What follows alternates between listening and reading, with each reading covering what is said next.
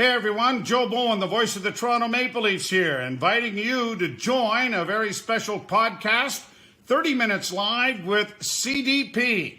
It's every Wednesday and Friday night on Facebook and YouTube and Twitter.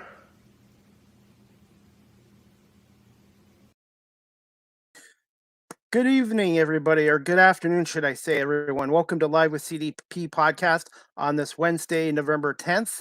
I'm looking forward to my podcast today, season 2, episode 23, with Mike Ross, the public address announcer for the Toronto Maple Leafs and longtime radio personality as well in Ottawa and Toronto. And I really appreciate Mike coming on today. Mike will be my third public address announcer to come on. I've had Tim Langdon come on, the Blue Jays PA announcer, and then Tommy Edwards, the legendary Bulls PA announcer, and now one of the best PA announcers in the National Hockey League with an original 6 team in the Toronto Maple Leafs, and Mike Ross. So just give me one moment, folks, and I will bring on the PA announcer for the Maple Leafs, and I'm looking forward to speaking to Mike today. And 1 second, I'm going to bring him right on. Hey, Mike, how you doing? Good. How are you? Good, good. How was your day? You had a good day? I did. Yeah. Always, Yes. always a good day, especially on these ones when we're getting ready for a game. I was going to say, and I guess the Leafs are playing tonight against the Flyers in the city of brotherly love tonight. Yep. So it's one of those nights where we get to, on my end of things anyway, get to be a fan, hunker down, have a cold drink, some snacks, put on the big TV, and cheer as loud as I can. Okay. Hey, just to let you know, don't hold it against me. I am a lifelong Red Wings fan, but like I said, I'm just glad the Red Wings are back in the same conference as the Leafs. And I do think in the next year or two, the Red Wings and the Leafs will meet up in the playoffs again. It's been a long time since they have. It's a pretty long-standing rivalry, and certainly in the years that I've been with the Maple Leafs as the public address announcer, it is always great when we have Montreal, Boston. We get the Red Wings coming, the Rangers, Chicago. The original 6 games are always really special, and with Detroit, I mean, next to Buffalo, it's the next closest rival. As far as going back sort of historically, of course, Ottawa in the 90s and 2000s and on. But for that original 6 flavor, there's nothing like a good Toronto and Detroit matchup. That's for sure. And I was going to say, Mike, what a difference a year makes. Have it being the PA announcer with a full capacity crowd instead of an empty arena like they were last year. It's definitely a different feeling. I mean, I have announced for some sports in the past where there were very, very, very small crowds, but never no crowd at all. So that was a little bit different. And necessary, obviously.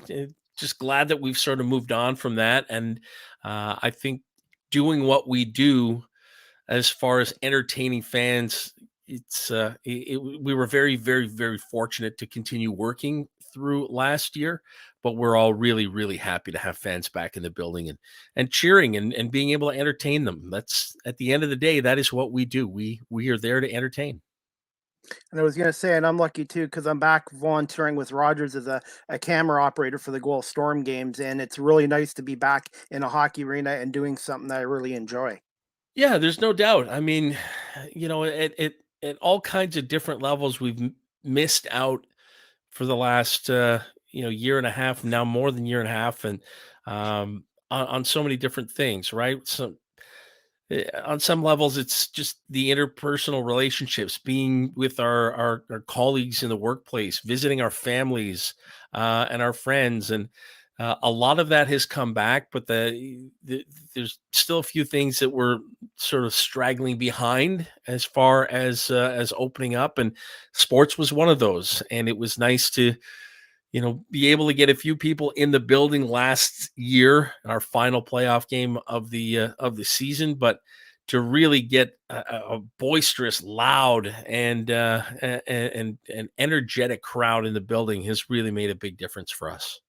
And I was going to say this, Mike. I was born in the 70s. I'm a huge radio fan, huge TV fan, but to me, the public address announcers should get a little bit more love because, like I said, you guys are what the fans identify with the team when you come into the arena. Yeah, it's interesting. I mean, um, I'm from an era like you where you identified the public address announcer of your team. You knew who it was, and certainly for me growing up a Maple Leafs fan, Paul Morris being the voice of the Leafs at the time.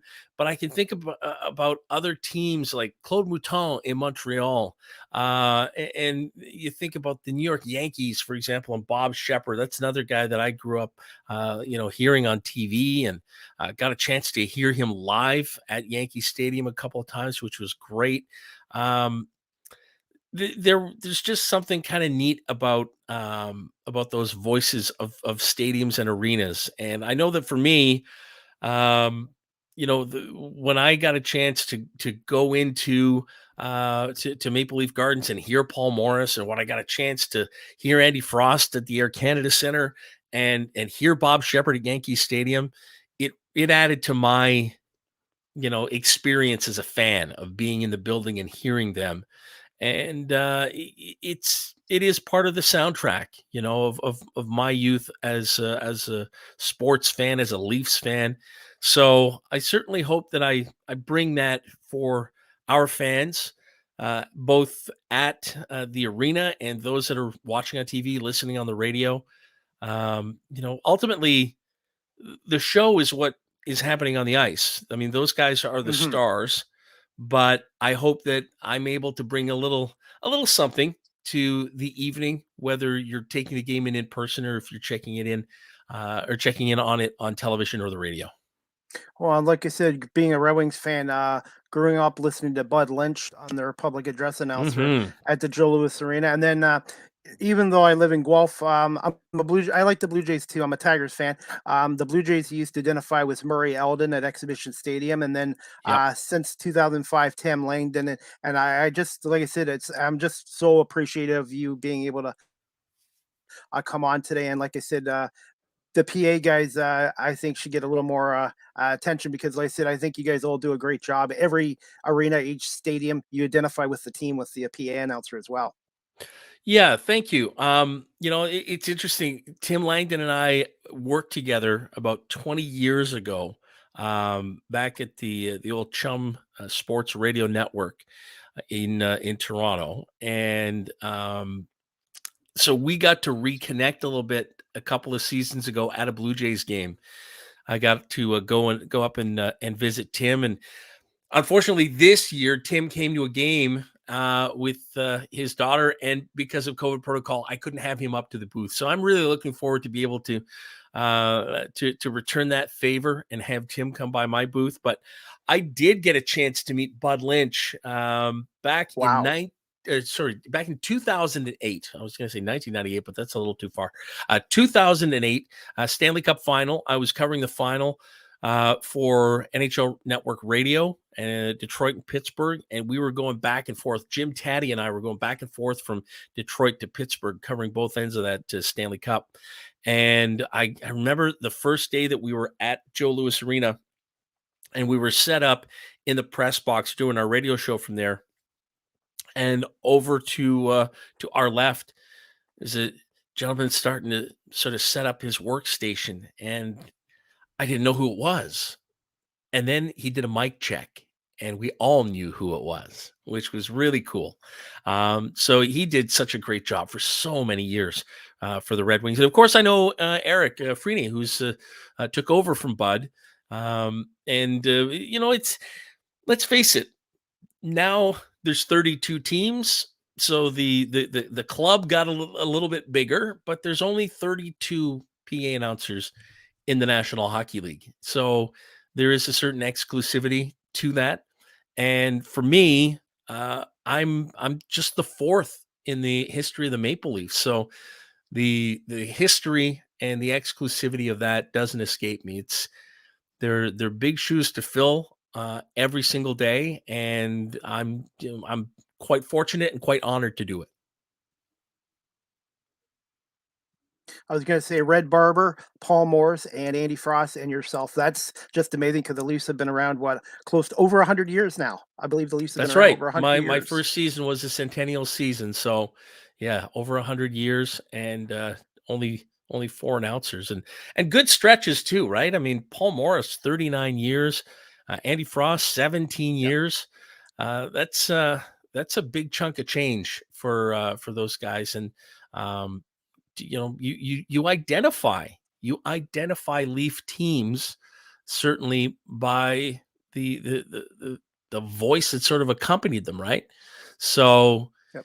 you certainly have the voice of the Maple Leafs in Joe Bowen, and then you've Yep. got the voice of the Leafs at the rink in the arena that you sort of attach to the building itself, and yeah, it was something that when I got the job, I can remember my dad calling me up afterwards, and like a couple of days after I told him. And my dad's not a big sports fan, but he said, you're only the fourth guy to have this job in the whole history of this team. And I just thought it was really cool that for a guy who wasn't really big into sports, my dad really sort of grasped the enormity of it, and just how special it was. So that was cool. That was special for me. I was going to say, and even talking to Tommy Edwards and Tim Langdon, a lot of the guys in this public address announcer in sports and all of major sports, a lot of them seem to spend a long time doing it. Obviously, they love doing it. And there's one guy I would love to have on my podcast one day, and that's Dan Baker. He's been the Philadelphia Phillies public address announcer since I was born in 1972. Yeah, I mean, I think Philadelphia. I mean, Lou Nolan has been doing it. I believe now. I think this is Lou's 50th year doing it for the Philadelphia Flyers. You got the Wow. Phillies. You've got Michel Lacroix in Montreal. He's been doing it since 1994. I want to say 94, but it might have even been before that. It might have been like all the way back into the 80s, because Michel took over from Claude Mouton, and then he got out of it and then came back to it. So in and out there. I mean, Michel has been doing it in Montreal for, good golly, I gotta think probably 40 years. So it's yeah, if you're lucky enough to get into it, and you're lucky enough to hang on, it can be something you can do for a long, long time. And think about a guy like Bob Shepard with the New York Yankees.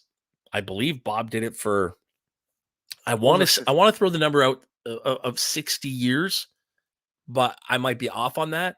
But he certainly saw a lot of baseball games, and he was also doing New York Giants football at the same Yep. time. Like you go back and you read the bio of a guy like Bob Shepard. He was a PA announcer Yep. for like two or three different teams at the same time, which is just incredible. You don't hear a lot of guys doing that nowadays.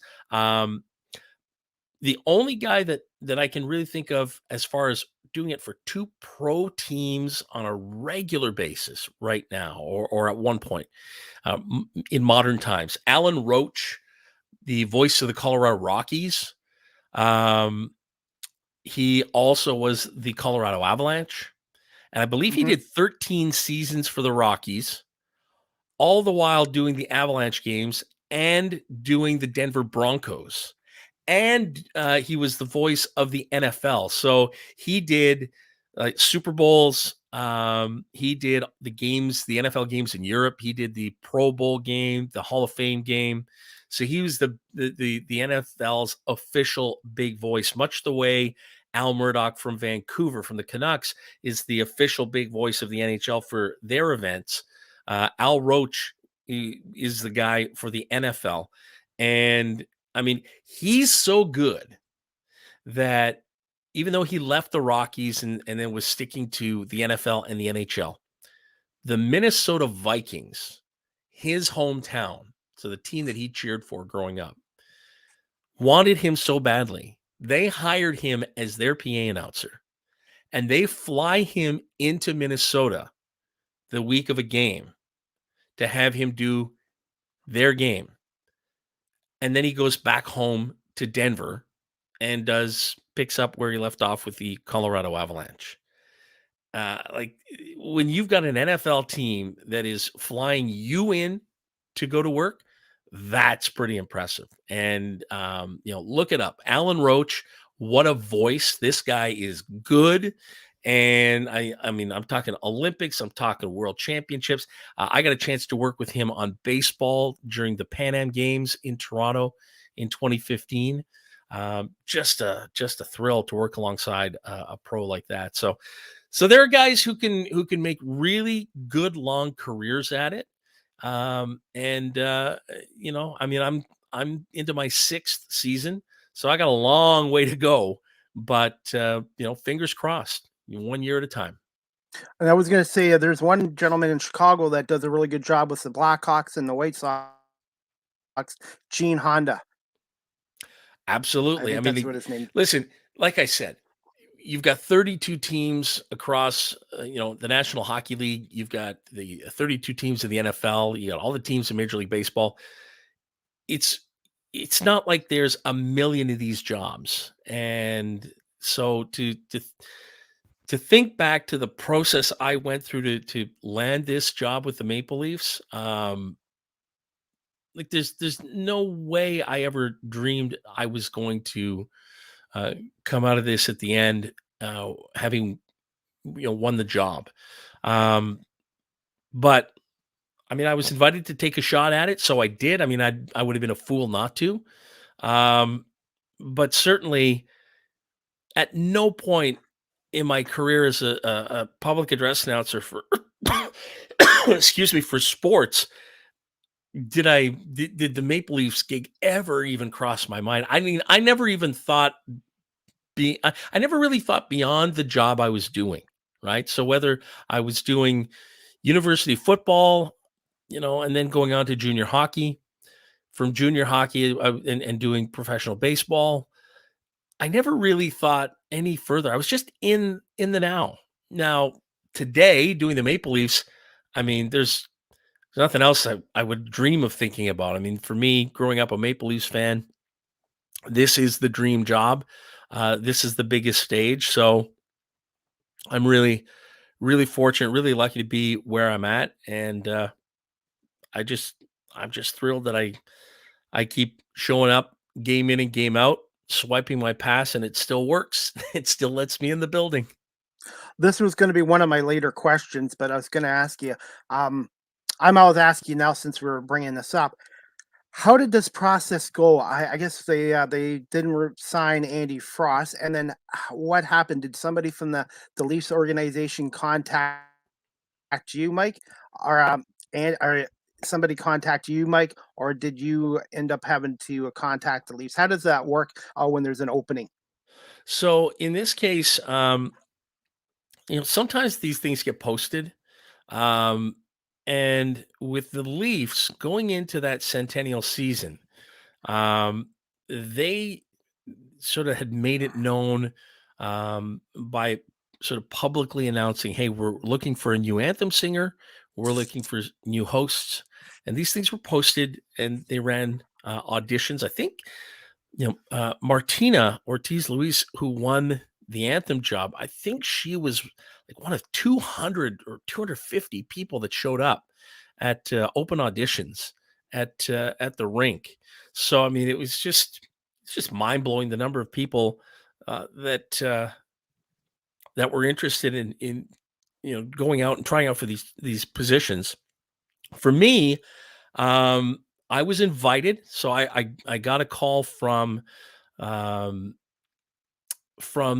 Taylor Dean, who is now my boss, my immediate boss. She is our game presentation manager and game director. At the time, she was just starting that position, and I'd first met her when I worked for Hockey Canada and MLSE as the public address announcer for the World Junior Championship in 2014, 2015. And because that was a co-presentation of Hockey Canada and MLSE, it was sort of a mix of people from both organizations that were working there. And I managed to get myself an audition for that job because I was bilingual, because I'm perfectly bilingual, knowing that Hockey Canada always had a French announcer and an English announcer for the World Junior tournaments when they were held in Canada.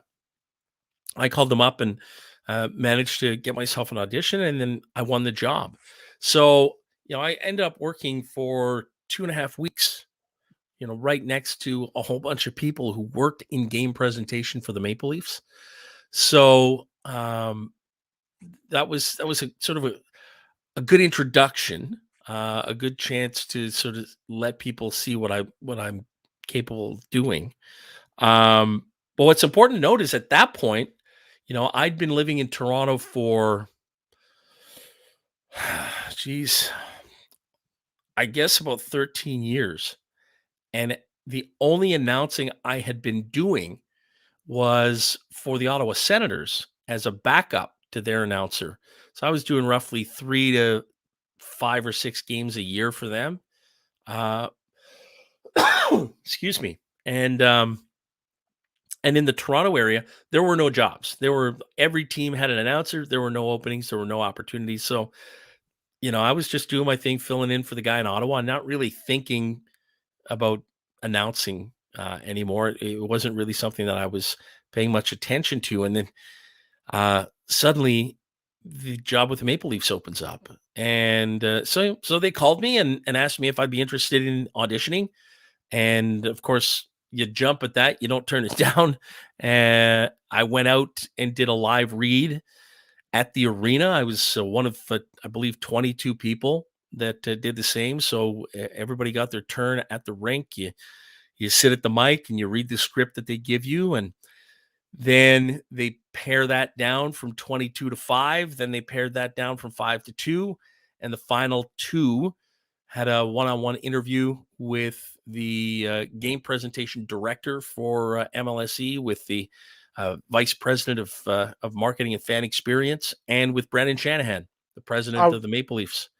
So, I went in there on a Friday afternoon, and I'd say about, I think, 2 or 3 o'clock, and for about 45 minutes, answered questions, asked questions of my own, and then it was 8 more days of anxious waiting, and finally getting the call on a Saturday afternoon, telling me that I'd had the job. So it was a long process. Start to finish was probably about a month and a half. And I was, on one hand, super nervous about the whole thing from beginning to end.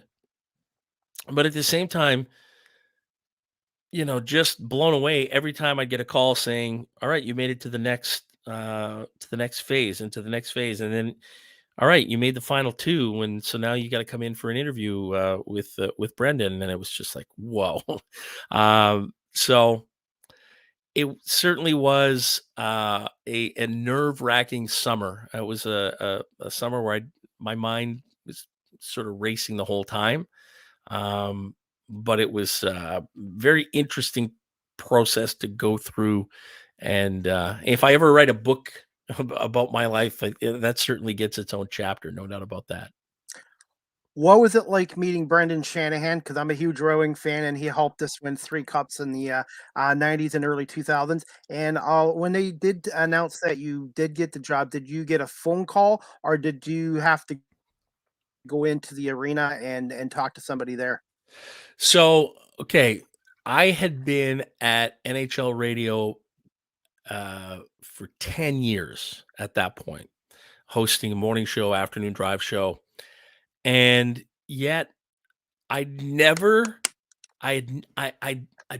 seen Brendan before, having covered the Stanley Cup final, having been to NHL events, having, at that point, he had already worked at the NHL as head of player safety. So I'd seen all that, but I had never interviewed Brendan Shanahan. I mean, I interviewed Wayne Gretzky at least 3 times, but I'd never, ever talked to Brendan Shanahan before. So I was extremely nervous going into that meeting. Um, and just knowing that here's the guy who really is at the head of this sort of rebranding, if you will, of the Maple Leafs and of the game presentation aspect of the game. This was a time when there was a new logo. They were getting set to unveil the top 100 players in team history. It was the centennial season. Everybody heard the word Shanaplan. So there's a tremendous amount uh, of influence that this guy has and gravitas that this guy has. And he walks into the room. There's a presence there. There really was. I was just like, wow, this is really cool. And so to have him sit down and asking me about me, and then some of his follow-up questions on things that were asked of me were really interesting.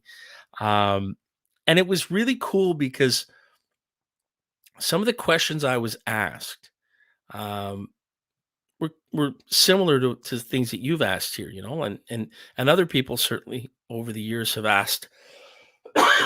For example, who are some of the PA announcers that may have had an influence on you and on your career, and talking about different guys, and then at one point mentioning Claude Mouton in Montreal, and Brendan just saying how he remembers how Claude would announce his name, and he said he did it in a way that was just cool to hear your name being announced over the speakers at the Montreal Forum.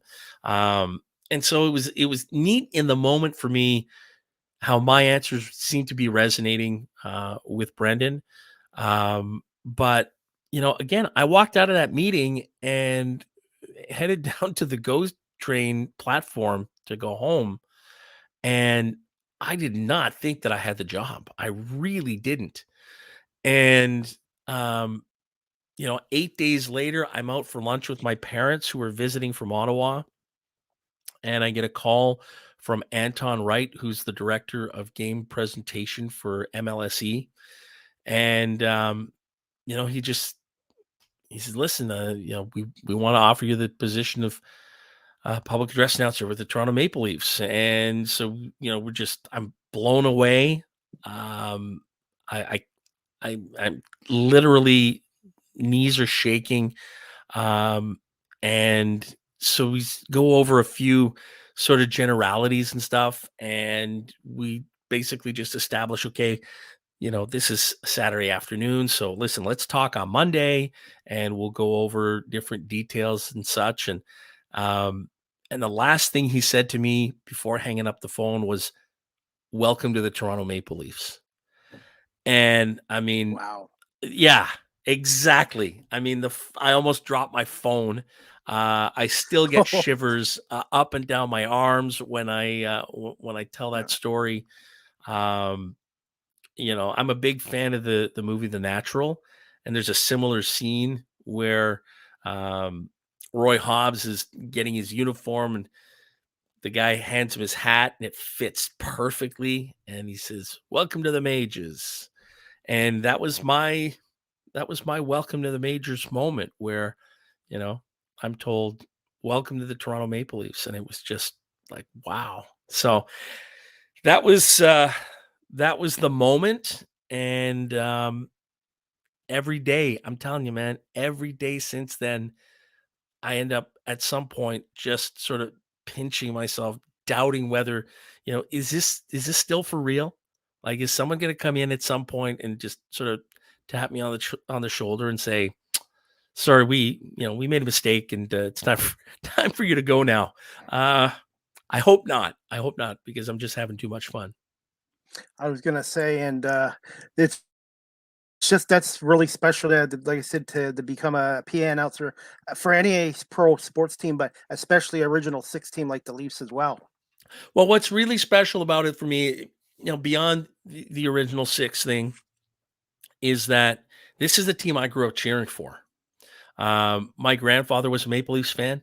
He brought me up a Maple Leafs fan. Like I said earlier, my dad, my mom, they weren't sports fans. So it's not like they were sitting there watching Hockey Night in Canada on Saturday nights. My grandfather was. So I was at his house next door watching the game with him. And if we weren't watching sports, we were outside playing sports. He had this nice long covered driveway. So I mean, the hockey net was everything was stored in his garage, and he was a former goalie with the Canadian Army. So that's what we did. We played hockey together all the time. We played baseball together. We watched all kinds of sports. Any sport that was on television, we watched. And so that's where I really got most of my love of sports was from my grandfather. So, um, the sad thing for me was that he had passed on years before I got the Leafs gig. Because that would have been awesome. I got a chance to take my grandfather to an NHL game in Ottawa in 1998. He had not been to a live NHL game in 50 years. Wow.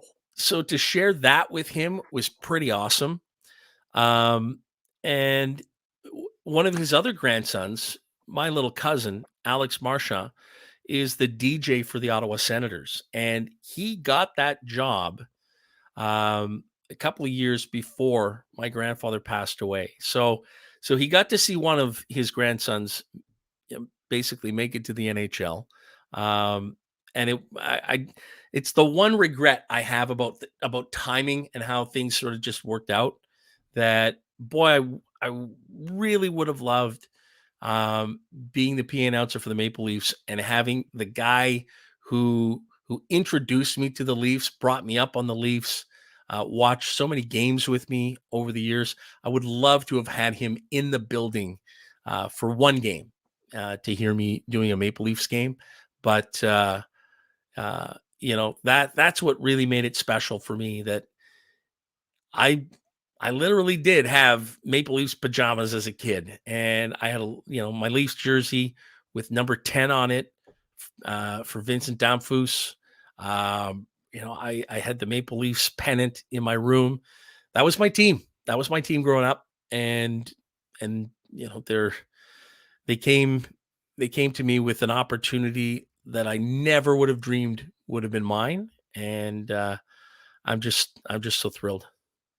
I was gonna say one day I'm sure you could. I hope you write a book, because if you do, I'll buy it. Because I'm sure with all your career on radio and then just becoming the public address announcer for the Leaf, you have a lot of great stories to share if you ever do decide to write a book. No doubt, there are a lot of stories. Pretty much every radio job I've ever been at has been a startup. So basically, the equivalent of starting an expansion team. And I've had a great time everywhere I've worked. And then the number of sports teams I've worked for and some of the legendary people I've worked with over the years, I've been really, really quite fortunate. So, yeah, I think somewhere along the line, there could be a story or two that could go make it into a book. It's for me, it's a question of maybe finding someone. Maybe my old buddy Stephen Brunt would write it for me. We could do a project together again. Okay. Stephen and I got a chance to work together back at CHUM Radio as well. So I don't know. Maybe Steve would be willing to write it for me. But there are definitely a lot of stories, whether it be radio or announcing in sports, that that would be able to put together kind of a neat read, no doubt. Are you still okay for time? Because I was just going to ask you some questions. Okay, perfect. I was going to say the first one I wanted to ask you, Mike, is can you tell my audience just a little bit about yourself, and when did you decide you wanted to pursue a career in the radio industry? Um, I didn't. I can't say that I really ever thought of radio as a career. I've always enjoyed radio. I think the earliest memories I have of sort of listening to the radio was growing up as a Montreal Expos fan and listening to Dave Van Horn do their games on the radio. And I had a radio in my bedroom. I can still see it. It was an older, sort of this big sort of rectangular brown wooden exterior, and I would have it on Expos games, and I would fall asleep with this radio under my pillow. And I know it sounds cliche, but it's the absolute truth. And I can remember waking up at night at like 2 or 3 in the morning because my radio would still be on. Like, we didn't have, the radios then didn't shut off automatically the way some of them do now. And suddenly, what's on the radio overnight on that local radio station is old time radio shows. So stuff like The Shadow, Boston Blackie, right? Stuff that nowadays I listen to on the classic radio channel on satellite radio, which I love. But, here I'm, 8, 9 years old, and that's what I remember hearing come out of a radio at that young age. And so, like, I was just hooked. I just loved radio. I loved the idea of sort of the theater of the mind. The fact that with sports on the radio, you can't rely on images telling the story. You have to be the storyteller. You have to describe things to your audience. So I'd always had that interest. From an entertainment standpoint, I was a big fan of WKRP in Cincinnati. Who wasn't? Great show. And I can remember playing with my cousins who would be around in the summer. We would play radio. We'd play newspaper reporter and stuff like that. But when I went off to go to school, I went to school to be a teacher. I wanted to be a gym teacher, and that was that. And so when I got to Carleton University, I discovered there was a campus community radio station, there's CKCU. And I remember reading about it, and it said, "Hey, if you're interested in learning about radio and volunteering, come on by." And I was like, "Wow, all right, cool. I don't know how much time I have, but let's look into this." And they immediately put me to work on a sports show, and within a year, I'm covering the NHL, I'm covering the CFL, junior hockey. Then professional baseball comes to Ottawa, and I'm covering that.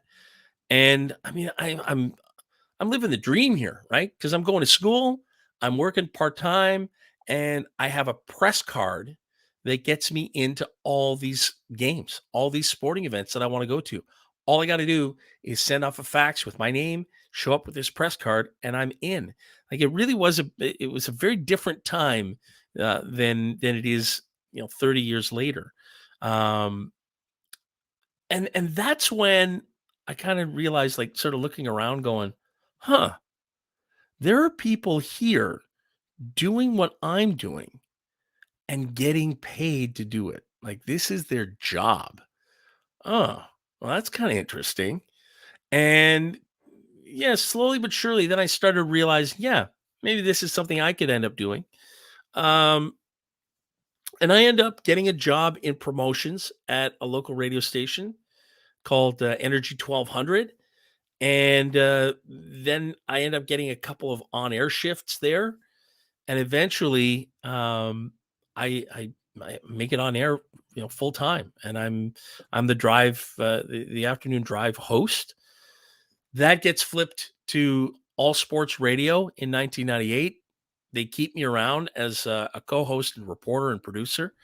And really, that was it for me. I mean, as far as my career goes, that was where it really was cemented for me. I started working in sports radio, and I worked in sports broadcasting, whether it be radio or television, for the next 17 years. So in Ottawa, doing sports radio, then moving to Toronto, doing sports radio, then working in television at Sportsnet, then making the move to Sirius XM and NHL Network Radio for a decade.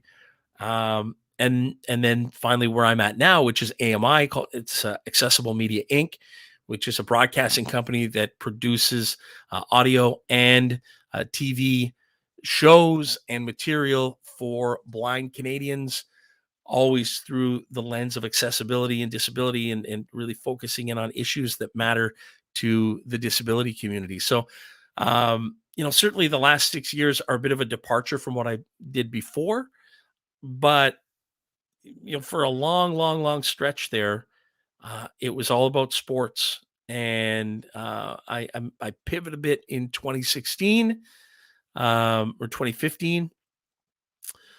But again, with what I do at AMI, there's a major element of description involved in what we do, which brings me all the way back to that 8-year-old who falls in love with radio because of the theater of the mind, because of the description involved, because of the words involved. And, it all sort of comes full circle for me. So I was sort of a late arrival as far as realizing, hey, maybe I can make a living doing this. But my love of radio started really, really, really young.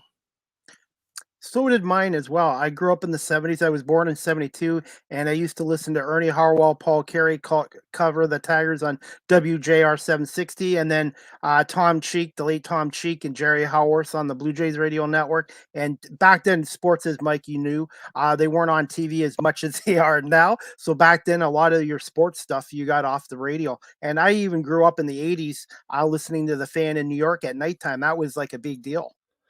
Yeah, I mean, growing up in Ottawa, the tough thing was we didn't have sports. And I mean, honestly, if you're closer to Detroit, then you got more exposure to the U.S. Radio frequencies. With us, we would get that, at night. Once the sun went down, you'd get and the frequencies were amplified. Then you could maybe pick up, a St. Louis Cardinals game here or there, or something out of Chicago or New York. But we didn't have. We had the Expos, we had the Blue Jays, and we had the CFL. So, for me, voices like Dean Brown, Dave Schreiber, Ernie Calcutt, these are guys that are synonymous with Ottawa sports that I grew up with. And then Dave Van Horn with Expos games, and we weren't really big Blue Jay fans, right? I mean, back then for us, where I grew up, it was the Expos. We were all about the Expos. So I didn't have a ton of exposure to the Blue Jays, but certainly a lot with the Expos. But we didn't have sports radio. So, like, what a different world it became when, not only did you have the Fan in Toronto, but then Ottawa gets its own sports radio station. And I get to be a part of that. Like, I'm in on the ground floor on that. So getting the opportunity to help build that and know that now, like today, all these years later, it's still going strong 23 years later. I mean, I'm really proud of having helped build that and the fact that it's still going, because it ends up hopefully influencing some other young people out there that want to get into radio and keep that medium and keep that interest in radio alive and keep it going. I was going to also ask you, Mike, did you have any mentor or mentors when you were first starting out in the radio industry? Yeah, I mean, when I started at Energy 1200, the cool thing there was a guy by the name of Robert W. Knight. He was our afternoon drive disc jockey, and he was a guy that I listened to growing up. Like, so when I walk in this building and I see Robert W. Knight in the studio and I'm watching him work, it's like, wow, like this is seeing one of my heroes up close doing the job. But there were so many people in that radio station. I mean, it was a different era because this was before you had mass ownership, where like nowadays you can have one company own 4 radio stations in a city. Back then, that wasn't the case. The most a company could own was 2 radio stations, one AM, one FM. And the company that I worked for wasn't a Bell, wasn't a Rogers. It was the Rawlinsons, the Rawlinson family out of Saskatchewan. The company was called Rawlco Communications, and mostly they had radio stations in mostly medium to small market cities across the country. They had one radio station in Toronto, um, but the one in Ottawa was, to me, that was the big time. It didn't get bigger than that for me. Toronto was never even anything that crossed my mind. So to walk in there and to see Robert W. Knight on the AM station, and then people like Red Allen on the FM side, Saul Jacobson, Flash Ferguson was the sports guy. So there were a number of people. Wayne Parkinson was one of our news guys there. These are all names of people who helped me in one way or another, whether it was a piece of advice, whether it was multiple conversations and tips, career tips, writing tips. I got all kinds of help, and I think a lot of that, it all sort of comes back to the fact that broadcasting in Canada is a very small industry. And even now, where it's owned by these big companies, it's still produced by a very small number of people. And that's why I was saying, like with Tim Langdon, the voice of the Blue Jays, Tim and I had worked together at one point 20 years ago. I'm covering a Blue Jays game maybe 3 years ago, and a gentleman sits down next to me at one point. Well, he was the head of Sportsnet when I was working at Sportsnet. And you look around the room and you realize there are a whole bunch of people here that I've either crossed paths with at some point or worked with at some point, because that's how small the business is. And for the most part, the older people, the more experienced people, are always looking to help the younger people along. Like, it's not like it's really as dog eat dog as it may be perceived. And so certainly in my early days, there were some great people in Ottawa that helped me along that I've mentioned there. Dean Brown, Gord Wilson, Brian Duff, guys that I worked with on Senators broadcasts when I was the locker room reporter there. Tremendous influence on me there. And then I come to Toronto and I end up working with Jim Van Horn and Stephen Brunt, and lifelong friendships with those two guys. And I mean, at the time, it's a couple of giants here, right? I mean, Van Horn is the face of the supper time broadcast on TSN. Brunt, a very accomplished writer, sports writer, but broadcaster as well. And so they really helped me sort of develop my skills as a producer and reporter. And once I got to Sportsnet, just so many people, I think of names like Brad Fay, Jody Vance, Jim Lang, Jason Portwando, really nice, friendly people. RJ Broadhead, folks who have got tremendous pressure on them to deliver ratings and to deliver big shows, but always had a moment to talk, to say hi, to congratulate you on a good job, and to also help you when it wasn't so good. If there were mistakes, I can remember some times where the anchors would sort of pull you aside and say, "Hey, this highlight pack that you wrote, yeah, this line here, that was wrong. I corrected it on the fly."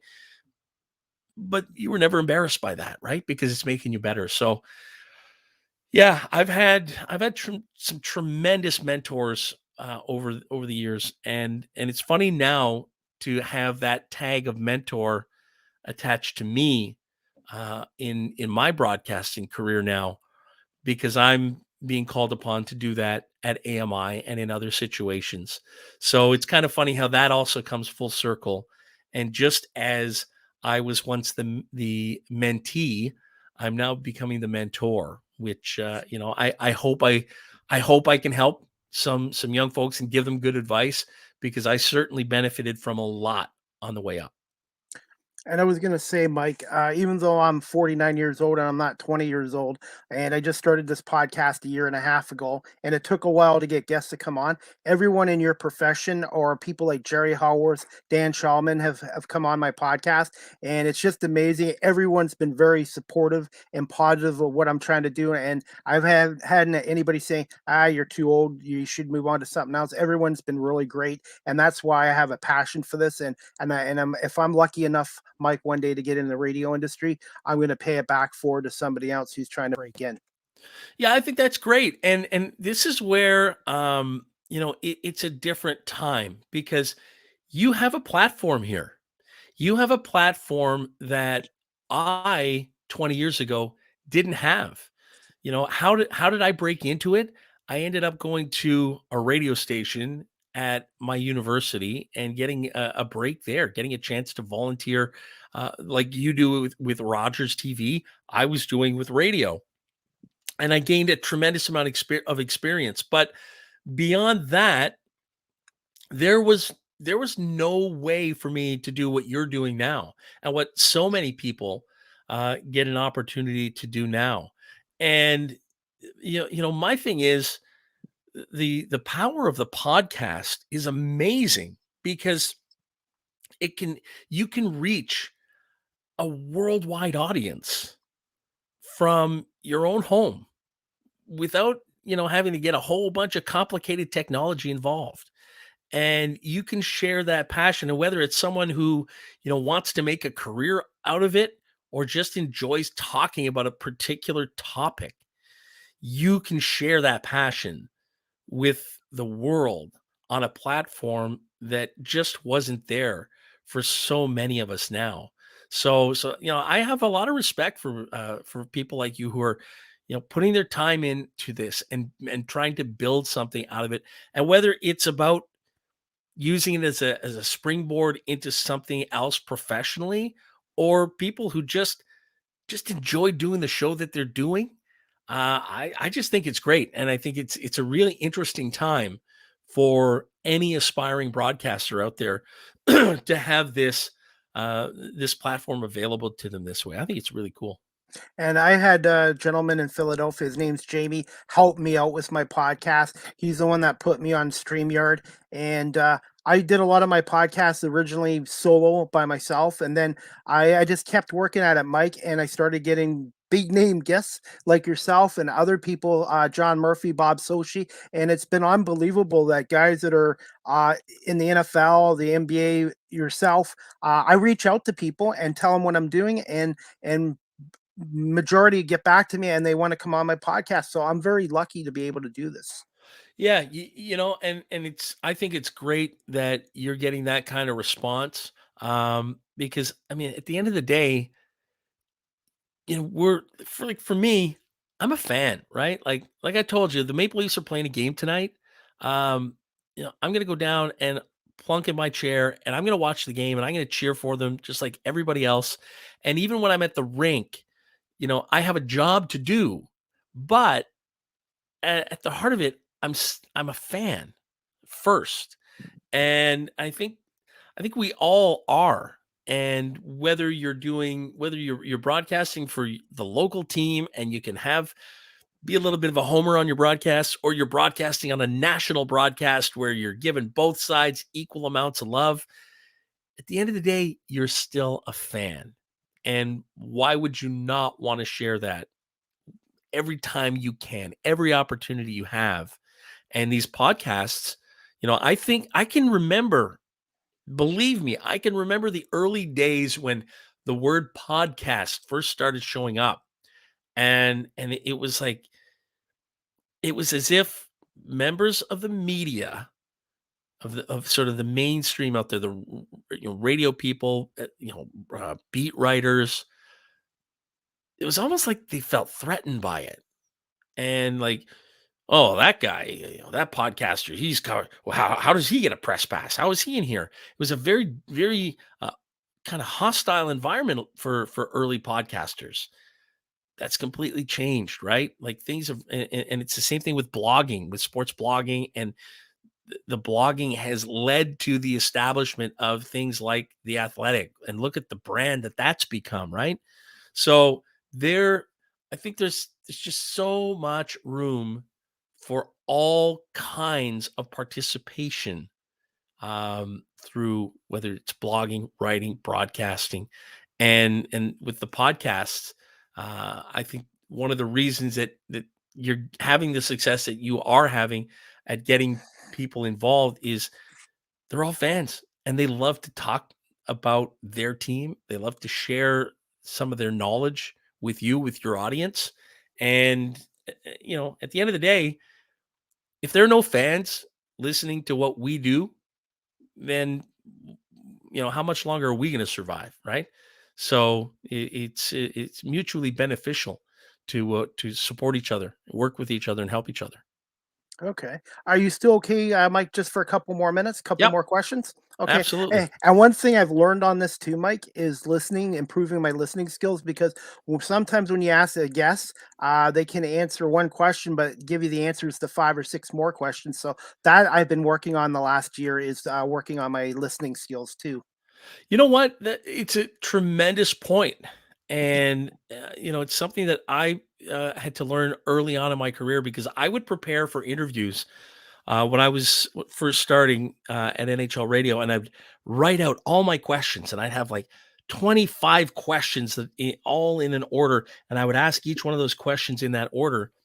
And not long into it, I had one of our other hosts take me aside and say, go back and listen to whatever the interview was, and the third question, listen to the question you asked and listen to the answer. Really listen to the answer. And it turned out that in the answer, there was just a gem of an opening for a great follow up that I do believe would have, brought the interview in a completely different direction. It would have been amazing. But I missed it because all I did was follow the exact list of questions that I had, and I didn't deviate from that, which meant I wasn't really listening. And the best interviews that you can have are, I think, where there's conversation because you listen to the person that you're talking to and that you're listening to their answers. And then maybe there's a nugget there that you can pick up on and have a follow up. So it's important to do your homework, right? You mentioned Jerry Howarth. Oh yeah. I've known Jerry for a long time. And I remember learning one of the first things I learned about Jerry was he will go to a game when he was with the Blue Jays with a pile of papers, probably 2 dictionaries thick. And so I mean like really thick, like a couple of phone books here of notes for that game. Hmm. He might only get through 40% of those notes, and then the rest get thrown out because they were only good for one game. And I remember somebody saying, "Well, that's a lot of work for nothing." Well, no, it's not, because that night he didn't need all those extra notes. But you never know when you're going to run into a 10, 11, 12, 18 inning game when you've got suddenly 5, 6 hours to fill.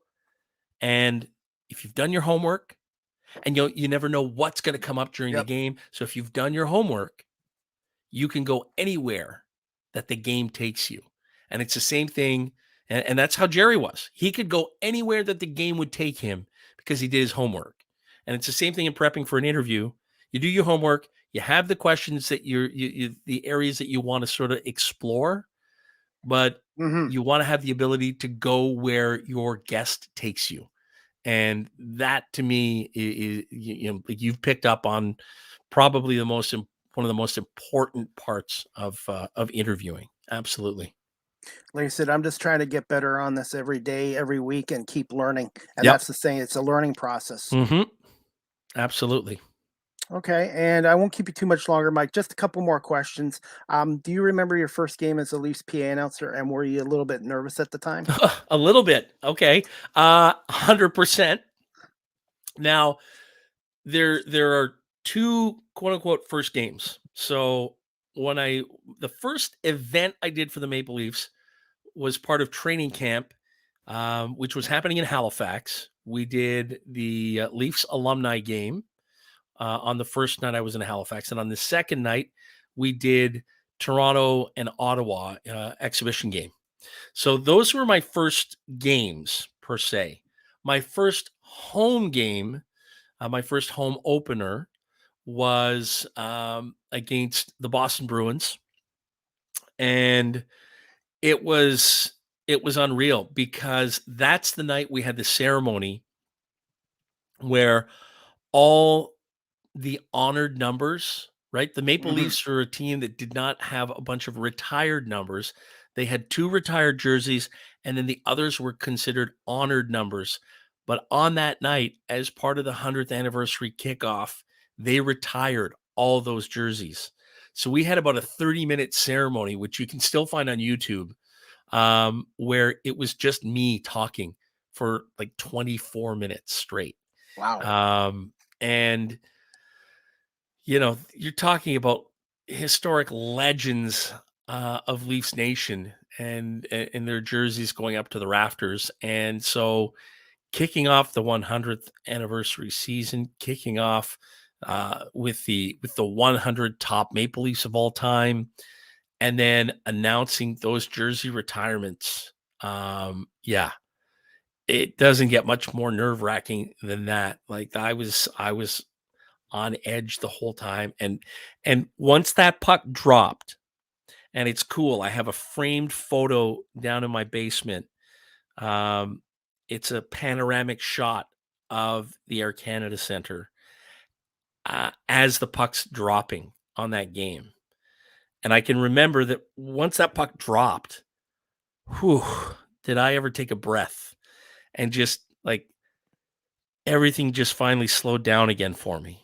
That was an unbelievable night. I mean, uh, Dave Keon, Daryl Sittler, Johnny Bauer, Hmm. the Horton family, um, Doug Gilmore, Wendell Clark, on and on and on. It was a tremendous night, and that was my first. When you think of the different events I've had the opportunity to do in the 5 seasons and now into my 6th, Hall of Fame nights, the Centennial Classic, the outdoor game.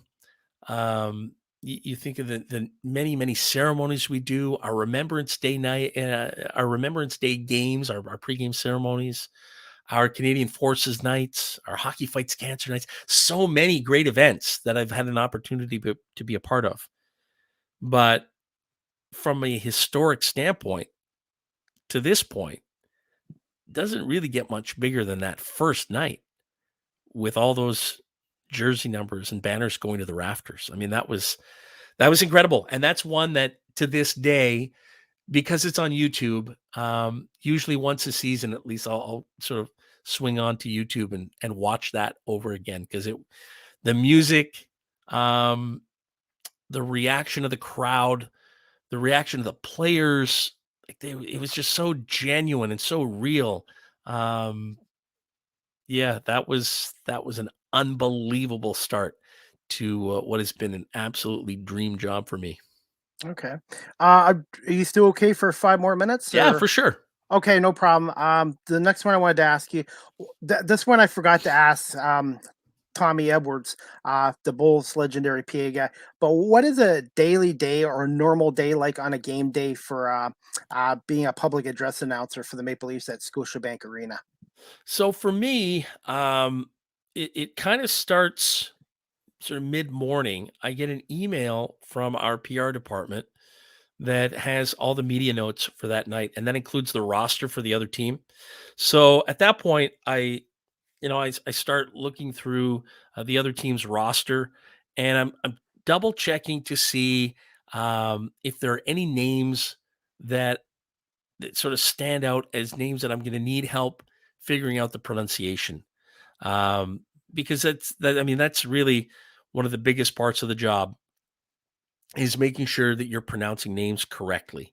So for me, for example, we were playing most recently. We were playing the LA Kings, and the announcer for the Pittsburgh Penguins, a guy by the name of Ryan Mill, he came up. He put together a website a few years back called Announcer Help, and we all contribute. All the PA announcers from the NHL contribute to him to maintain this website, and we get an opportunity to upload the audio of us reading our team's roster, and he puts it up on this website. So I have access to the roster of all the other teams, and being able to hear their PA guy announce their team's roster. So if there's a name that I'm not sure about, so for example, we had LA here the other night. I'm just sort of flipping through here to see. Oh yeah, here's one that. I don't know if the microphone will pick this up, but we'll try this. There we go. Rasmus, where are you? There we go. Rasmus Kupari. So Rasmus Kupari. I wasn't sure about the pronunciation of it. So Trevor Raybone is the PA announcer for the LA Kings. That was his voice that you just heard.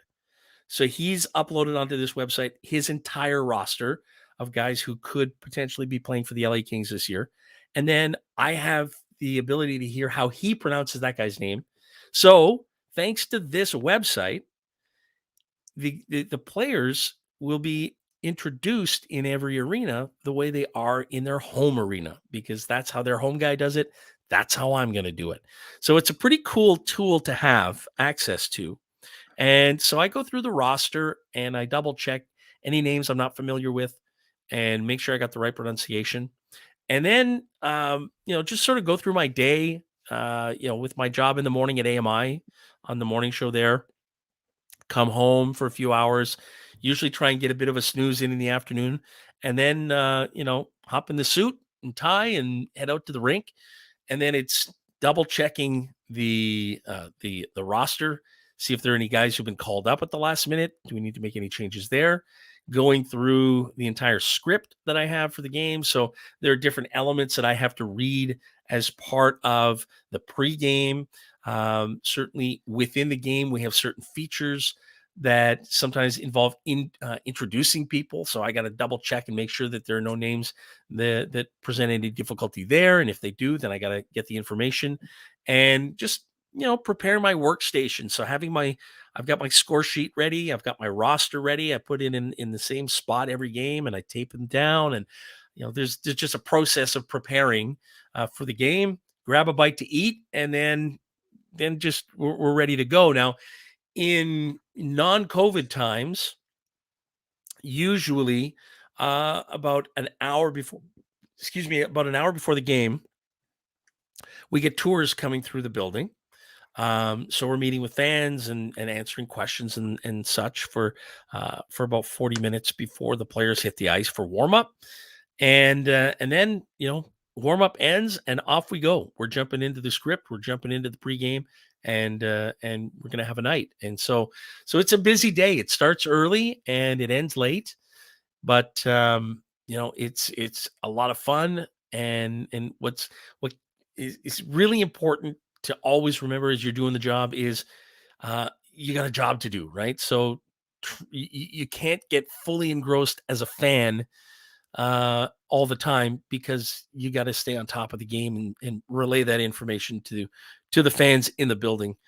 So you try and be a fan as much as you can. And that's why, like, for road games, like, I really fan out, right? Like I've got my t-shirt on. I've got my Maple Leafs Tervis glass here ready to go.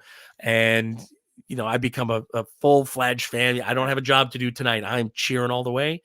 But when you're in the rink, there is first and foremost a job to do. And we've got some of the best in the game doing it with us every single night. Definitely. And the last question I wanted to ask you, I had to ask you this one, is who came up with the idea to use Hall and Oates' "Make My Dreams Come True" as a Leafs goal song a couple years ago? If I remember correctly, it came from the players. Like a lot of the I mean, certainly the warm-up music and all that comes from the players, and I believe that's where it came from. Somebody heard it, and this is something you hear about all the time, right? It was the same thing in St. Louis when Gloria during Mhm. their Stanley Cup run, Gloria was their tune. Somebody heard it playing in the dressing room, and it just stuck. Like the guys loved it. They went with it. And with Hall and Oates, same deal. Guys love it. The fans in the building, when it trails off after the face off after a goal, you still hear the crowd singing it, right? So yeah, I know it's not everybody's cup of tea, but I love it, and I know that Hall and Oates have tweeted about it. They love it, and I know that when it gets played in the building, people sing along with it. So people love it in the building too. So yeah, I believe if I'm not mistaken, it came out of players hearing it, and it just sort of grew from there. Okay. And I know with the Sabres this year, they're doing individual goal songs apparently. They changed Mhm. it. Do you think that will happen with the Leafs and other teams across the league? I think there are some teams that do it, that have done it in the past. I know in talking to my cousin, who is the DJ for the Senators, I know that he's done it in Ottawa in the past. The difficulty with that is, when it's obvious who scores the goal, then yeah, sure, it sounds great. But if it's a deflection in tight, and you play, you know, if you were to play a song for John Tavares, everybody singing and bopping to the John Tavares song because he just scored a goal. But then I come on the microphone, 45 seconds later, and I announce that it was William Nylander's goal, or Jake Muzzin's goal. Everybody thinks John tipped it, but in fact, it wasn't his goal. Then I don't know. Does that take away from the experience? I don't know. Should we have played Jake Muzzin's song if Jake scored the goal? I don't know. I just know that I've seen that happen in the past with my cousin doing it, and him talking to me about that experience, that they don't always get it right, right? They don't always get the goal scorer right. The referees don't always see the goal scorer. So do you want to play the wrong song? So is it, I think it's easy when it's obvious. And I think hindsight is also 2020. So, when it's an obvious goal and someone says, see, we should have individual goal songs. Okay. It makes sense in that instance. But now let's fast forward here and go to a goal where it's not so obvious. What do you do then? Whose song do you play?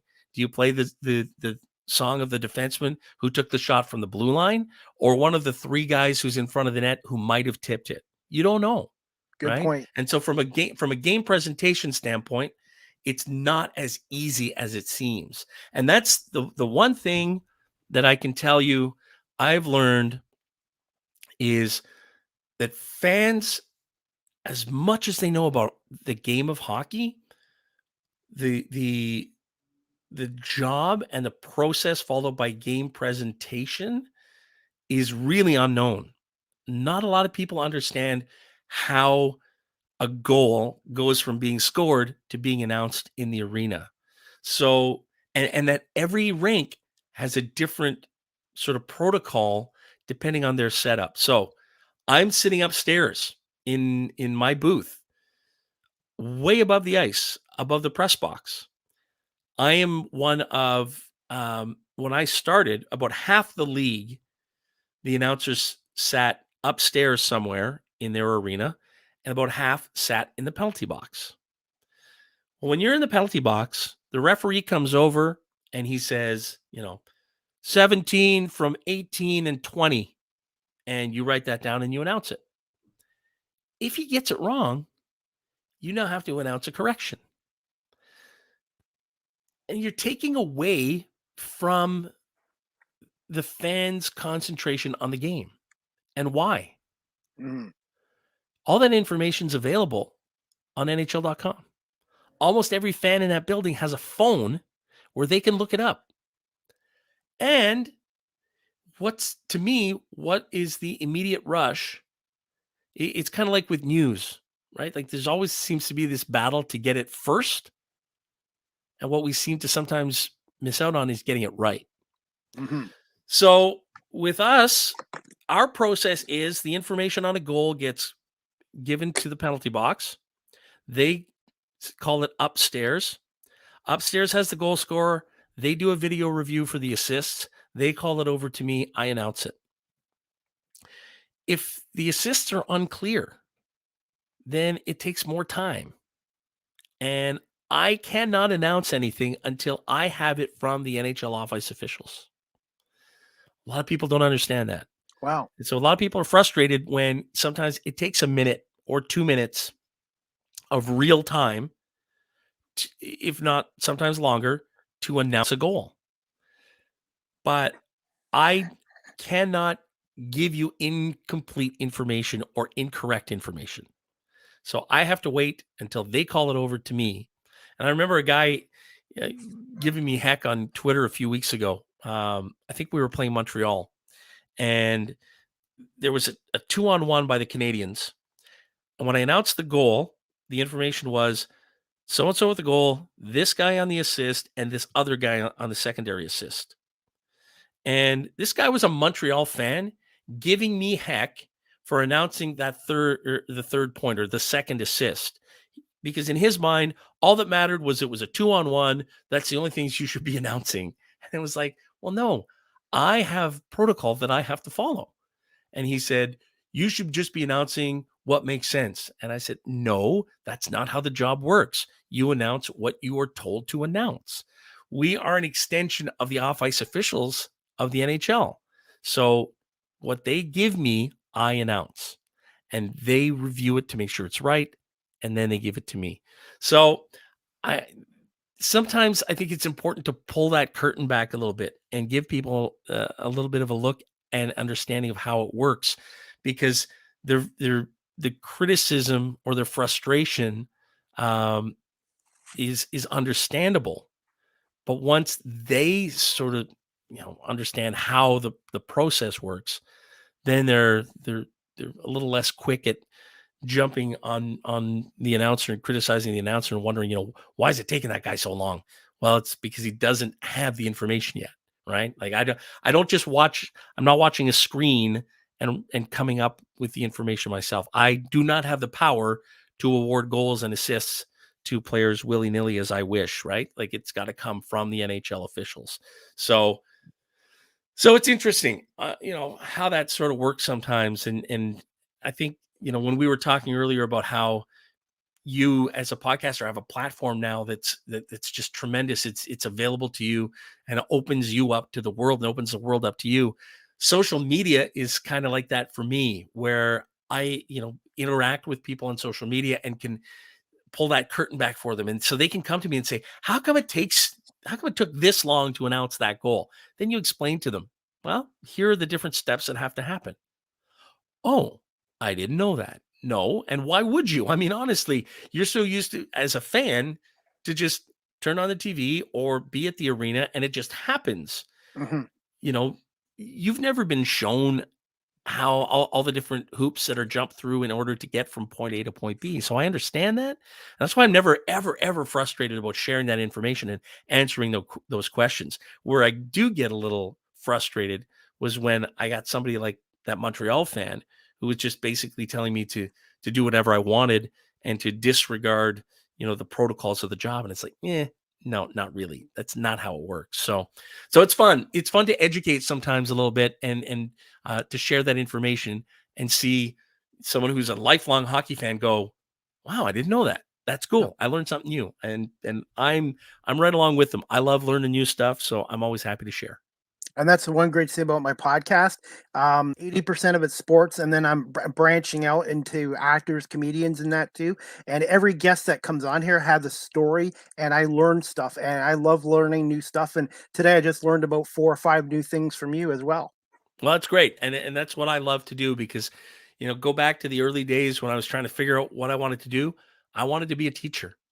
That's really at the core of who I am, which is one of the reasons why I've been coaching youth baseball for 30 years. why at different points in my life, I've coached soccer, basketball, hockey. I think, at my core, I'm a teacher. And whether it's radio, whether it's, sports announcing, whether it's sports, I think it's just at the base of who I am. So I always welcome an opportunity to sort of help out, pass on, the knowledge and experience that I have. Okay. And just the last question for you, Mike. Any advice for those looking to pursue a career in radio, not just myself, and possibly as a public address announcer? And where can my audience find you again on social media? So I'm on Instagram and Twitter at Rossi on the mic, Rossy on the MIC. Um, I think the best advice I can give anybody is, you're already kind of doing it, is get experience wherever you can. You're not always going to get paid to do it, but in reality, you are getting paid to do it. You're getting paid in experience, and there's nothing more valuable than that. I mean, money's great, but the experience that you're going to gain from whether you volunteer at Rogers TV. I did that. I did play by play for Rogers Television in Ottawa. I volunteered at CKCU for 3 years. Did my own radio show. Didn't make a dime, but certainly got a lot of experience. That's the biggest thing. We all want to break into the business. We all want to make our contacts, but you need to, if you hit the ground running, if you've built up a real good base of experience, and then you head out into the job market, and whether you've graduated from a program or you've got all these years experience volunteering with community TV or community radio, it's invaluable. So I always say, never say no to any opportunity you have.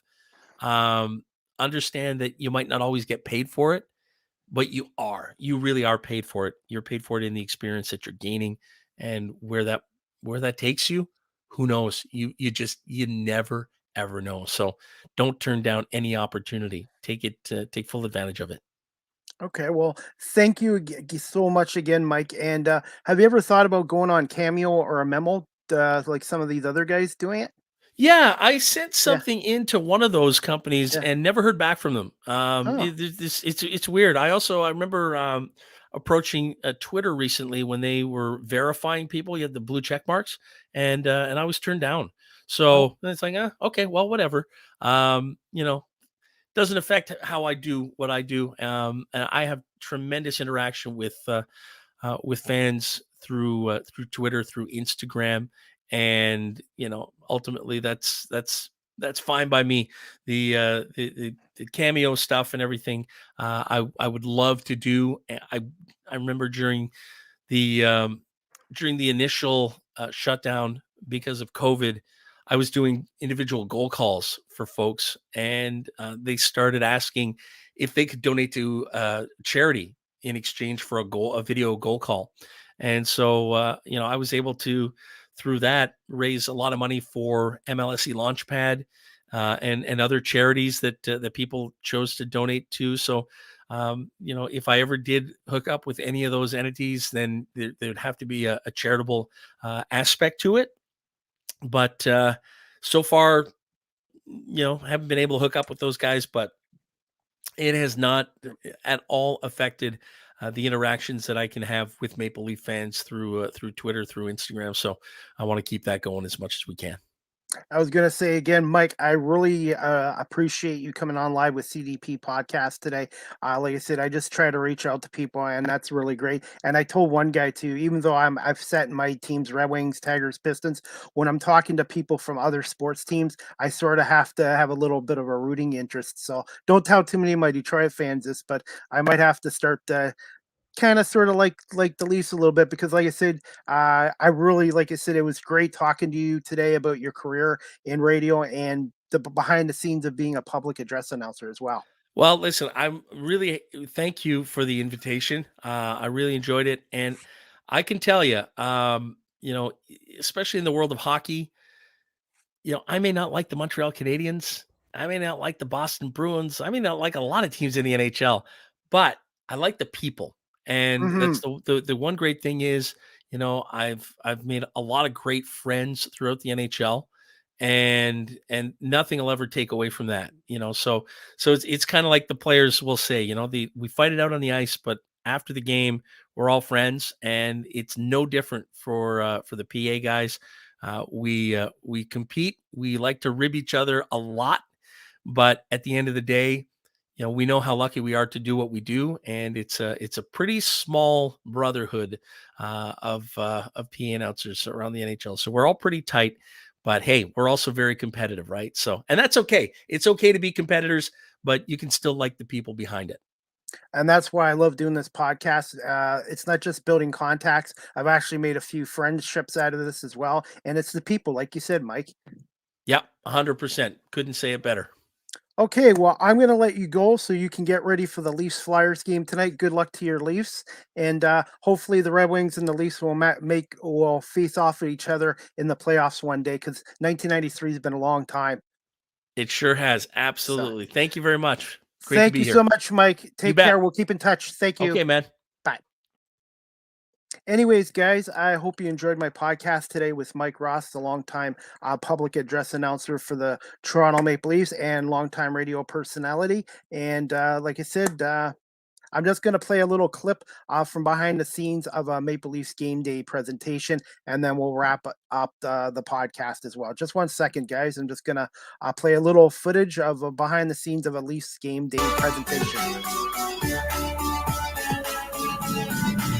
When you come to a Leafs game in the building, you know you can expect to cheer on the boys in blue. But what you may not expect is the actual presentation of the game. Everything from the production to the music to the in-arena hosts and so much more. Today we're taking you behind the scenes to show you how the Leafs are truly making the in-game fan experience top-notch. Let's go. First stop, the control room. I'm here with Taylor Dean, manager of game presentation for the Toronto Maple Leafs. She directs the in-game experience and is really the central hub. Taylor, tell us a little bit about what your job is. I like being in the central hub. My job, I'm the game director here.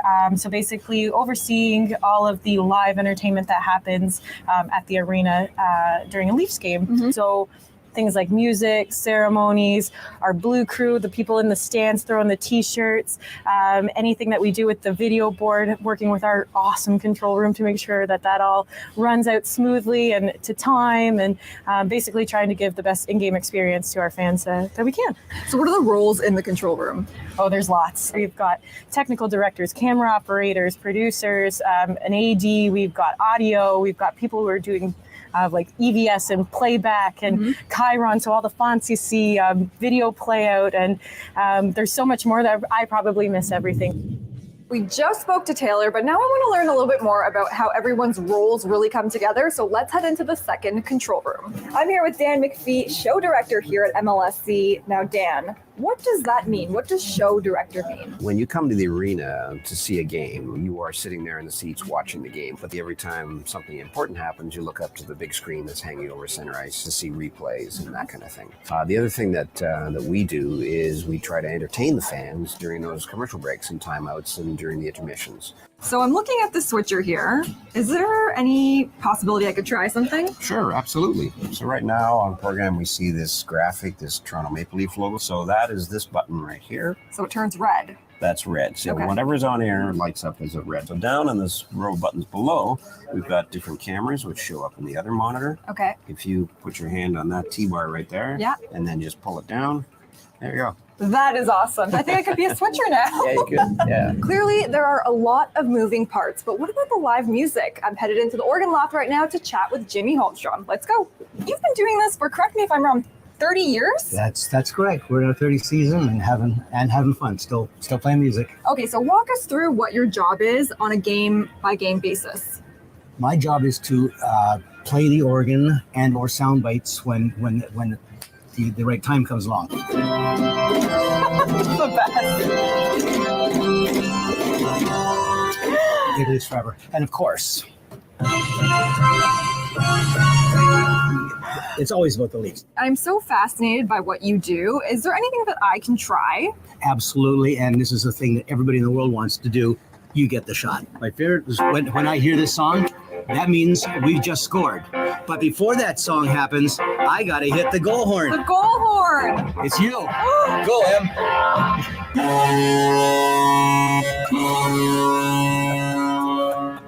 All right, so it's almost game time. I've got a spot right beside Taylor, and we're about to see her in action. Stand by. In 3, 2, 1, go. And now, ladies and gentlemen, celebrating his 30th season, we present Jimmy Holmstrom on the organ. Number 91 downstairs. Jimmy, stand by for a Go Leafs go. 1. Nope, it worked. Let's try for Scotia Skater on the next whistle, guys. Scotia Skater on the next whistle. So, Kale, I need an instrumental coming from you. All right, buddy? Thanks, Sarah. Now that we've seen how everything works in the control room, let's head down to event level in goal, where we'll be able to find our game presentation coordinator, the in-arena host, and my favorite, Carleton the Bear. Let's go. I'm here with Melissa Bromley, coordinator of game presentation for the Toronto Maple Leafs. Melissa, you seem like you are very busy on game nights. What is your role? I'm our coordinator, so basically I floor direct everything, and that means anything to do on the floor, whether it's any promotion, wherever the hosts are. I'm with the hosts all game. We deal with any execution that happens, whether it's a t-shirt toss, jersey toss, basically anything. We're on the floor level, making sure everything's running smoothly. Can we follow you around? Because I feel like it would be so much fun. Yeah, let's do it. What are we about to do right now? So we have first time out that has to happen, it's a little sing along, and then our second time out is a jersey toss. Poster writing period just started, so there's still some crowds. So we got the jerseys ready to go. Ready to go.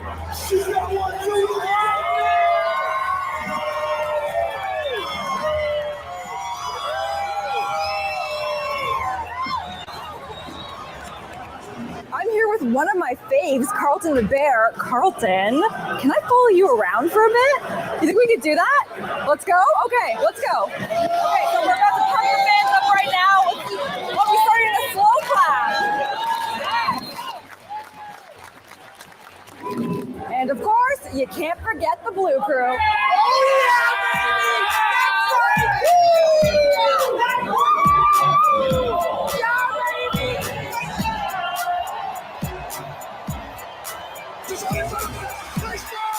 And the Leafs take the win.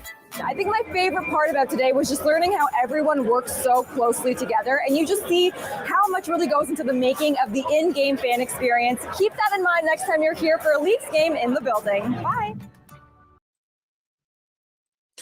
Anyways, guys, I hope you again enjoyed my podcast with public address announcer Mike Ross of the Maple Leafs and the little 6-minute video clip from the Toronto Maple Leafs about the in-game presentation behind the scenes before a Maple Leafs game in at the Scotiabank Arena in Toronto.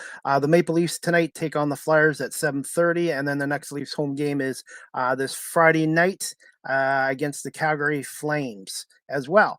Anyways, guys, and as for my Red Wings, the Red Wings are back home at the Little Caesars Arena tomorrow night, Thursday night, to take on the Capitals after their 4-2 win over the Oilers last night.